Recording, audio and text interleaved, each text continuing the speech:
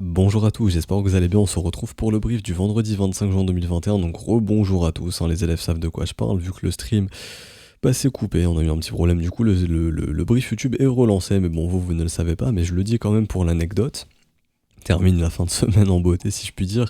Alors le sommaire du jour Bitcoin comme d'habitude, hein, je parlerai de technique, d'order flow, je ferai également aussi les options puisqu'on est sur notre gros jour, enfin c'est ce que je vous expliquais avant que ça coupe, du coup je le recommence. On est sur notre grosse journée d'expiration du 25 juin, celle du deuxième trimestre si je dis pas de bêtises, c'est bien ça normalement. Voilà, le dernier vendredi du deuxième trimestre qui est aujourd'hui, vendredi 25 juin si je dis pas de bêtises. Je vais vérifier ça si je peux. Mais normalement c'est bon, enfin je revérifie parce que... ouais, c'est bien ça, le prochain c'est 2 juillet, donc c'est bien ça. Alors, pour le coup, Bitcoin, on fera aussi un petit peu de macroéconomie juste ici. Coinbase qui a racheté hier, c'est intéressant.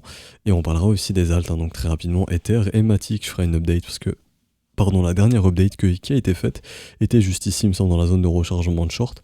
Donc on va voir ça ensemble. Alors, pour Bitcoin, bon, on arrive sur le 25 juin, la grosse expiration. Je reprends les explications que j'avais dit. Alors ici on a le max pain price qui est le prix de souffrance au niveau des 40 000 dollars. Donc là où techniquement on est censé, ou en tout cas on est censé clôturer proche de ce niveau de prix. Pourquoi? Puisqu'on va recter un maximum d'acheteurs de calls ou d'acheteurs de puts. Je réexplique, enfin du coup j'explique la première fois pour vous. Ici on a un ratio qui est négatif. Donc on a plus d'achats de calls que de puts. Ça signifie qu'on a tout simplement plus d'intérêt côté calls que d'intérêt côté puts. Donc ça, d'un point de vue sentiment, ça se traduit comment? Pour cette expiration du 25 juin, ça veut pas dire qu'à l'instant T, le sentiment est bullish, ça voulait dire que déjà, il y a plusieurs mois, cette expiration du 25 juin était plutôt dans un sentiment bullish, ok? Et donc ici, on a beaucoup d'achats de calls et ici, on a beaucoup d'achats de puts. Donc, pour recter un maximum de gens, il faut clôturer où? Il faut se garer où pour le Bitcoin? Entre les deux. Là où il y a un maximum d'achats de calls, on va dessous. Là où il y a un maximum d'achats de puts, on va dessus. Rappelez-vous, quand par exemple, j'achète un put sur le niveau des 28 000 dollars, en gros, je parie que le Bitcoin sera égal ou inférieur à 28 000 dollars, grosso modo, pour le 25 juin. Si le Bitcoin clôture au-dessus des 28 000, le 25 juin, je perds. Donc j'ai payé mon prime, qui est l'assurance. Donc j'ai payé ce que je dois payer pour pouvoir exécuter mon contrat si je veux l'exécuter. Mais vu que c'est une option, j'ai la possibilité, c'est optionnel de l'exécuter. Et je n'ai pas à l'exécuter si je vais perdre, ça n'a pas de sens. Donc pour le coup, je vais pas vendre mon Bitcoin à 28 000. Si je peux le vendre à 34 000 aujourd'hui, enfin je sais plus on est à combien, ouais 34 200, je vais pas le vendre à 28, donc je vais pas exécuter mon option. A contrario, si j'ai acheté un put ici à 56 000 dollars, je suis dans la possibilité de vendre mon Bitcoin instantanément à 56 000 dollars alors qu'il cote à 34 200. Donc là, je vais le faire.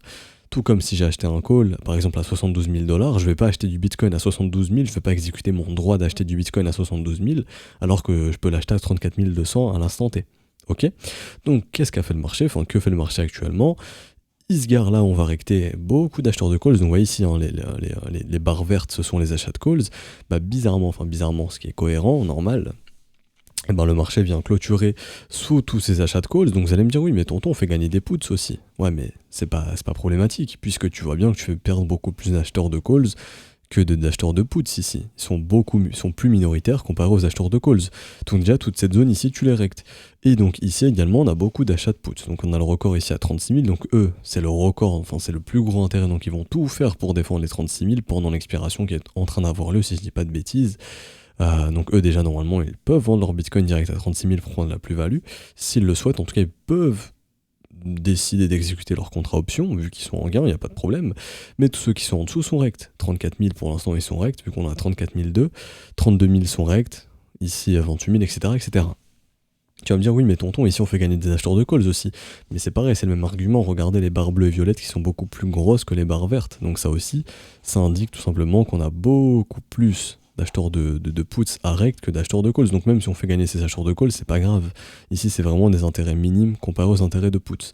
Donc vous regardez simplement là où il y a le plus d'intérêts puts, là où il y a le plus d'intérêts calls, et vous vous dites, ok, j'ai de grosses probabilités que mon marché vienne se garer entre les deux. Donc eux, ils estiment que c'est les 40 000, mais nous également, on peut l'estimer. On peut se dire que déjà, clôturer dans cette zone, c'est déjà bien. Là où on clôture, ça permet de recter tous ces acheteurs de puts, et également tous ces acheteurs de calls ici, sachant qu'ils sont majoritaire. Ici, on a plus d'achats de calls que d'achats de puts. Donc là, déjà, on recte beaucoup de gens ici. Donc, ça veut dire quoi tout ça? Parce que là, je vous apprends, enfin, si je vous apprends des choses, mais techniquement, ça veut dire quoi? Ça veut dire que si le Bitcoin, il veut faire un breakout haussier ou baissier, Et ben pourquoi le faire maintenant alors qu'on peut attendre tranquillement que les options expirent, que les mecs voient leur contrat expirer et juste la semaine prochaine ou 2 semaines après tu fais le breakout et tu vas chercher les niveaux de prix. Comme ça tous ceux qui ont acheté des achats de calls eux se font rect, leur contrat expire worthless donc ils expirent dans le vide et toi d'ailleurs tu fais pump le marché donc ces mecs deviennent dégoûtés en plus de ça, c'est bien, d'une pierre deux coups et en plus de ça tu fais pas gagner tous ces gens alors que si tu fais le breakout maintenant, par exemple si on l'avait fait la semaine dernière ici le 15 juin, si tu fais le breakout, et je dis une bêtise, on se retrouve allez, à 46 000 pour le 25 juin, on se retrouve ici pour le coup, à des 48. Bah tu vas faire gagner tous ces gens en fait. Tous ces acheteurs de calls ici, tu vas les faire gagner. Alors que si tu fais le breakout ensuite, une fois que les contrats ont expiré, ça y est, c'est fini, ils peuvent plus rien faire. Les contrats ont expiré. Donc de ce point de vue-là, ça y est, c'est fini pour eux. Donc ensuite, tu peux faire le breakout. C'est pour ça que je parlais un petit peu de cette deadline du 25 juin, qui est peut-être que le marché attendra justement après le 25 juin pour faire son breakout, qu'il soit baissier ou haussier, c'est pareil. S'ils veulent faire un breakout baissier ici, si jamais le marché voilà, décide d'aller chercher les liquidités au sud sous les 29 000, bah pourquoi le faire maintenant? On attend tranquillement que les contrats expirent. Ici, tu as les gros niveaux d'intérêt sur les 28, tu as également les niveaux d'intérêt ici sur les 24 000, les 20 000. Vas-y, on fait le breakout après, on attend que ces contrats expirent et ensuite on fait le breakout. Donc si on est dans le cas justement d'un gros short squeeze qui se prépare, hein, parce que bon, personnellement, je pense que tôt ou tard, c'est justement ces résistances vont sauter ici. Hein. Je repasse, hein, enfin, vous connaissez mon avis, qu'il y a beaucoup de gens qui sont venus shorter ici dans ces zones, donc pour moi, il y a énormément de liquidités qui attendent plus haut. Si on voulait faire le short squeeze, bah si on le faisait trop tôt, on allait faire gagner tous ces acheteurs. Donc pour le coup, si on le fait plus tard, là ça a du sens. Allons liquider ces vendeurs plus tard, une fois que tous les contrats auront expiré et qu'on aura recté déjà tous les acheteurs de calls sur les options, tout simplement. Donc ça y est, la deadline est en train de passer, hein, donc je pense qu'on prendra la direction. Pas demain, ça va pas se faire demain. Enfin, peut-être ça se fera demain, mais je pense pas. Mais peut-être dans 1 ou 2 semaines, voilà, les contrats ont expiré tranquillement. C'est bon, on est parti pour le breakout potentiellement dans 1 ou 2 semaines. Qu'il soit baissier ou haussier, peu importe, on s'en fout. Mais au moins, on pourra le faire d'ici là. C'est le marché qui décidera dans quel sens il veut breakout. Également, je voulais regarder un truc, mais du coup, j'ai oublié. C'est un peu con. Ah oui, je voulais voir maintenant, c'est bon, ça me revient. Je voulais voir aussi les prochaines expirations. Est-ce qu'on a de grosses expirations encore? Donc le 26 juin, c'est petit, on s'en fout. Le 2 juillet, c'est pas exceptionnel non plus. Ici, ok. Le 9 juillet, c'est petit aussi. 16 juillet, c'est minime aussi. 30 juillet, 30 juillet, c'est bien fourni également. Le 30 juillet, c'est pas mal. Ok. Et on a aussi ici beaucoup d'achats de calls. Bon, les 100 000, déjà, ça bouffe pas mal, hein, ça bouffe pas mal d'intérêt. Donc 100 000 pour eux, je pense que c'est mort. Très peu probable d'être à 100 000 $ le mois prochain. Également ici, les 90 000, je pense que c'est mort aussi pour eux. Les 80 000, je pense que c'est mort aussi. Les 70 000, je pense aussi. Les 65 000, ça me semble peu probable qu'on fasse un nouvel ATH d'ici le mois prochain. Bon, sait-on jamais, le Bitcoin peut nous étonner, mais ça m'étonnerait quand même. Ici, les 60 000... c'est compliqué parce que faudrait vraiment qu'on break toutes les résistances en fait. Au bout d'un moment, je veux bien être réaliste, mais faudrait breaker déjà cette grosse résistance ici. Faudrait breaker aussi le précédent sommet. Waouh, CX active. Et faudrait aussi breaker ce sommet. Donc là, il y a du chemin. En revanche, un petit retour zone de rechargement de short au cours du mois de juillet, sait-on jamais si on le fait. Je dis bien si on le fait, hein, je prédis pas les marchés. Ça nous fait un petit retour dans les 51 000, 57 000. Si on prend le précédent sommet, ça nous fait une target entre les 48 et 53 000, ce qui semble assez réaliste en cas de breakout et de short squeeze, hein, sait-on jamais. Et donc à ce moment-là, on vient voir côté option. Alors, eux sont rect également. Donc voilà, on ferait gagner en gros cette partie. Et d'un côté, on rect aussi tous ces puts ici. Donc là, ça serait assez cohérent en théorie. Ça serait assez cohérent puisqu'en fait, il y a beaucoup d'achats de calls, mais sur des prix assez élevés. Hein. Ici, il y a vraiment beaucoup de bitcoin qui ont été achetés côté calls sur des niveaux assez peu probables dorénavant. Donc ce qui fait en gros que c'est pas grave si on fait gagner quelques acheteurs de calls ici, puisqu'on a aussi pas mal d'acheteurs de puts à recter plus bas. Donc le marché se retrouvera un petit peu là-dedans. Mais pour le coup, il y avait vraiment trop de gens qui avaient acheté des calls aux alentours des 40 000, 44, 48, c'était des records d'intérêt, 50 000. Donc faire le breakout maintenant, ça aurait fait gagner tous ces acheteurs de calls.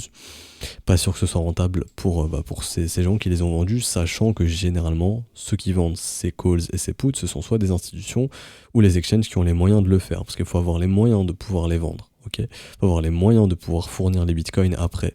Généralement, ce sont des exchanges ou des instituts qui peuvent le faire. Alors, pour le coup, j'ai fini ici pour ce que je voulais vous dire sur les options. Donc, côté Bitcoin, techniquement, il n'y a rien qui a bougé de plus qu'hier, hein. Enfin, si on a fait un nouveau sommet, c'est bien. Donc, le premier arrêt, au final, je le remets où il était hier, où on s'est quitté. Le premier arrêt était ici, il a été maintenu. Donc, objectif, faire un nouveau sommet, c'est bien.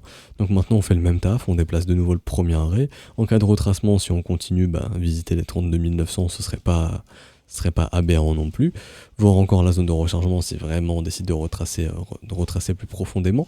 D'un point de vue momentum, pour l'instant, il n'y a pas encore de divergence, donc j'ai pas de raison de penser qu'on a besoin de retracer ou autre, ou de consolider ici longtemps. Même en 4 heures, pour l'instant, il n'y a pas encore de divergence. On a bien fait un nouveau sommet, ce qui montre que le momentum est toujours fort. Donc pour l'instant, on est juste sur 2 bougies rouges, mais il n'y a rien de, enfin, il n'y a pas de signe de sommet ici pour le coup. Il n'y a aucune reprise de dynamique baissière, hein. Par exemple, ici, la M qui se dessine, reprise de dynamique baissière. Pour l'instant, c'est pas le cas. On est même en train d'instaurer des W, donc ça, c'est plus signe d'une dynamique qui est haussière pour le coup. Donc pour l'instant, je vois pas encore de sommet sur le rebond qu'on a eu. D'un point de vue order flow, c'est intéressant également. Je viens ici, je passe en 1 heure, hop, je dézoome. On voit également ici, tac, tac, tac, tac. Alors, hier, funding négatif qui s'accentue. Donc un funding qui va de plus en plus dans le négatif ici, hop, tac, tac, tac, tac, avec un intérêt qui augmente ici avec le prix qui monte. Donc ça veut dire qu'il y a plus de pression vendeuse sur le dérivé que sur le spot, donc les gens shortent majoritairement cette montée. Donc les liquidités s'accumulent où tout naturellement, très très probablement au nord. En tout cas, ça nous dit pas que les gens ont FOMO ici, pour moi, loin de là. Les gens n'ont pas FOMO ici, loin de là sur dérivé. On voit également le ratio long-short, hein, qui continue de diminuer, et qui continue encore et encore de diminuer ici, hein, depuis le 21 juin 19h grosso modo. On est passé de 2,16 à grosso modo 1,20. Donc ce qui montre aussi qu'on a de plus en plus probablement de short ici qui s'ouvrent, ou de longues qui se clôturent peut-être également. Donc de la liquidité au sud qui se supprime tout simplement, et donc de la liquidité au nord qui peut devenir prédominante. C'est comme ça que je le vois. Ok, maintenant est-ce que techniquement le Bitcoin il a fait son bottom ou autre, bottom définitif? Non, techniquement il n'y a rien de tout ça. Ici c'est juste de l'order flow, et je fais beaucoup d'order flow au sein d'un range, puisque dans un range on s'amuse à taper un petit peu toutes les liquidités possibles. Pour le Bitcoin j'ai fini, j'ai pas grand chose d'autre à dire honnêtement. Juste reparler rapidement de l'objectif de l'épaule tête épaule inversée, donc il se verra mieux en 1 heure. Ici, hein, donc l'épaule tête épaule inversée qui a pour objectif les 36 004 et les 38 003. Pour l'instant, on n'y est pas encore venu. Il n'y a aucune raison de penser qu'on a fait un top ici pour le moment. Ça pourra changer au cours du week-end, mais pour l'instant, c'est pas encore le cas. Donc, à voir, wait and see. On verra bien lundi si au cours du week-end on a développé une structure de top. Mais pour l'instant, à l'heure où je fais le brief, hein, vendredi 25 juin 10h18, il n'y a pas de sommet ici. Alors, enchaînons.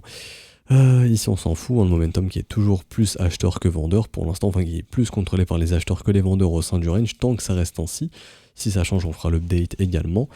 Côté spreads, ici pour le moment, les spreads n'indiquent toujours pas un retour de demande, hein, donc pour l'instant c'est pour ça qu'on a du mal à reprendre une direction claire haussière pour le coup. Même Ether c'est encore du mal, on n'arrive pas à retrouver des spreads croissants. Pour l'instant c'est juste l'information qu'on a, la demande est un petit peu encore sur pause ici. Ici, j'ai pas grand chose d'autre à dire. D'un point de vue macroéconomie, le dollar index qui poursuit un petit peu sa phase de conso. Pardon, donc on va faire comme j'ai fait sur le Bitcoin. On vient chercher le premier arrêt ici.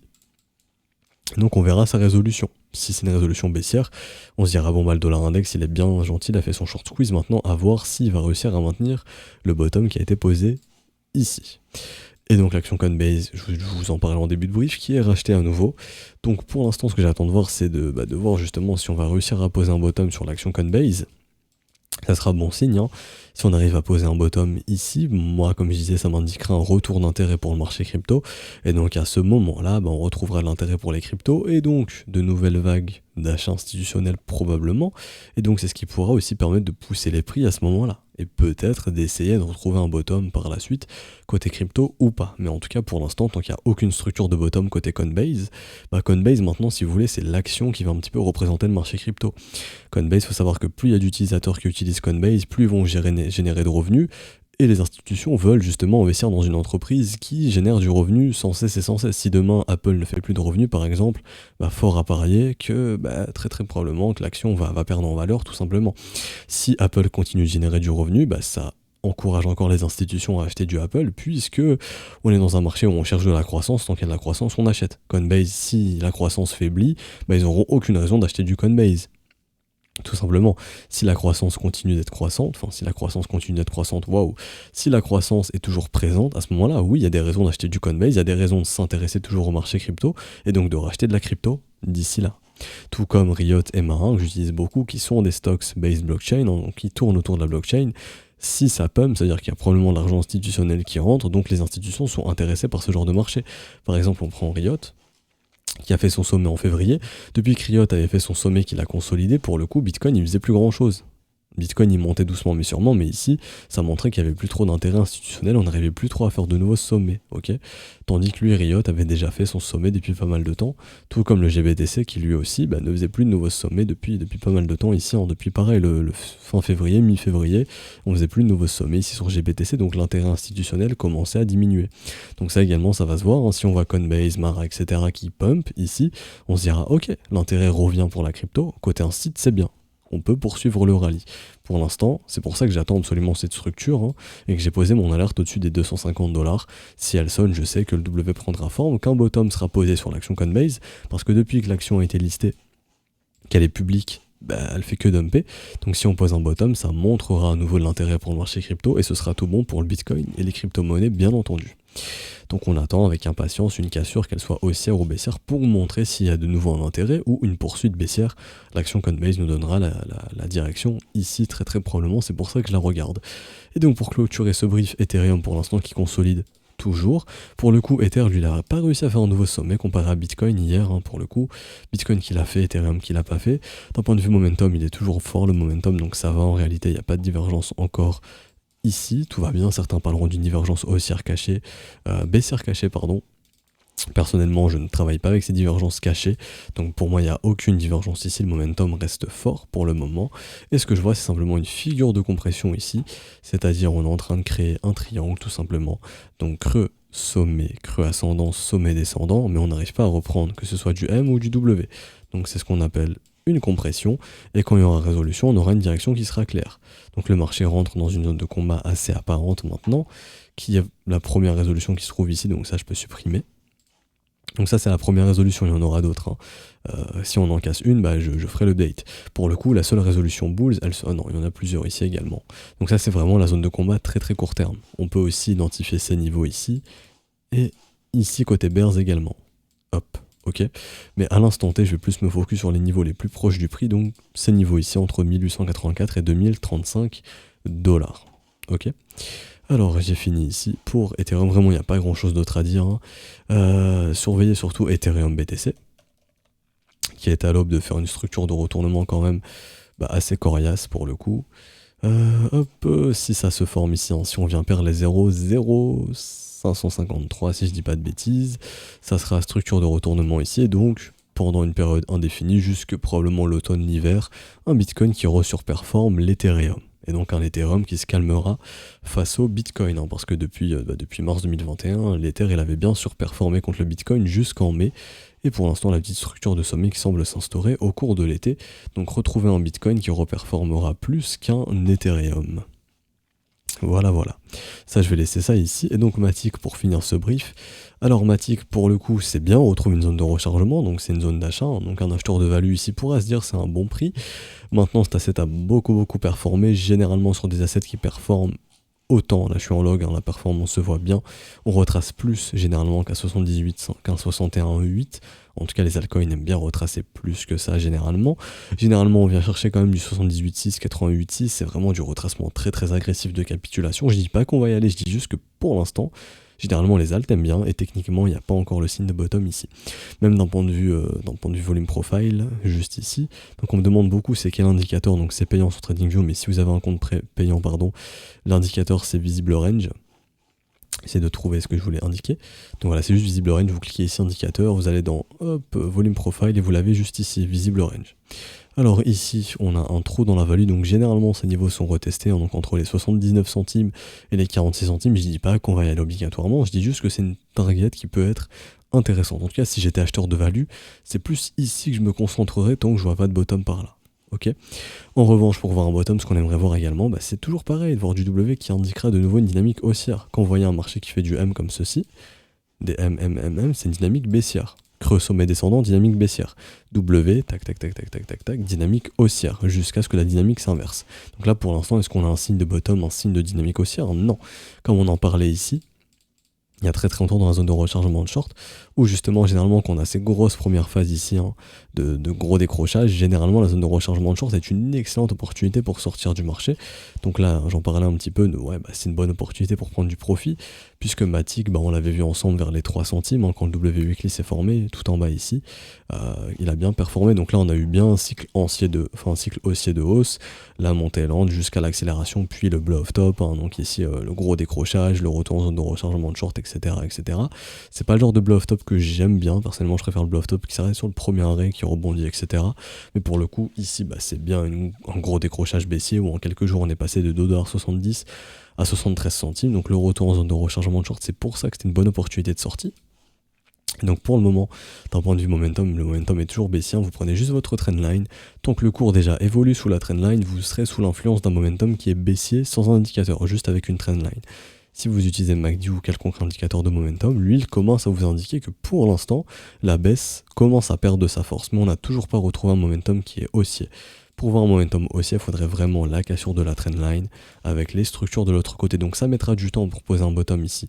Si vous êtes holder de Matic, ne vous attendez pas à avoir un nouveau sommet d'ici la semaine prochaine, peu importe les news qui arrivent. Surtout qu'ici, il y avait déjà eu des news. C'était un peu le sel de news, même ici également. Surtout ici de mémoire.